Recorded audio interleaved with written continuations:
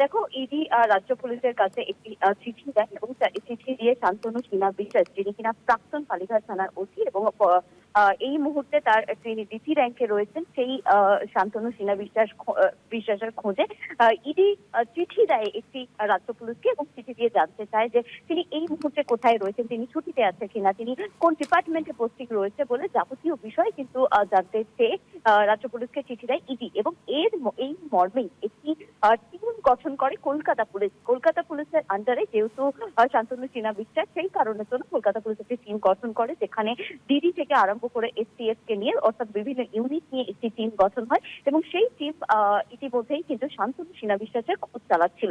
তবে সূত্র মারফত এই মুহূর্তে যেমনটা জানা যাচ্ছে যে শান্তনু সিনহা বিশ্বাসের খোঁজ পাওয়া গিয়েছে, ঝাড়খণ্ডে শান্তনু সিনহা বিশ্বাসের খোঁজ পাওয়া গিয়েছে এবং তাকে ট্রেস করা গিয়েছে বলে এমনটাই জানা যাচ্ছে। অর্থাৎ ইডি যে খোঁজ চালাচ্ছিল শান্তনু সিনহা বিশ্বাসের, সেই খোঁজ নেওয়ার জন্যই কিন্তু মূলত জানতে চাওয়া হয় পুলিশের কাছে এবং পুলিশ সেই মর্মে টিম গঠন করে ইতিমধ্যেই ট্রেস পেয়েছে এবং ঝাড়খণ্ডে ট্রেস পেয়েছে শান্তনু সিনহা বিশ্বাসের বলে সূত্র মারফত এমনটাই জানা যাচ্ছে।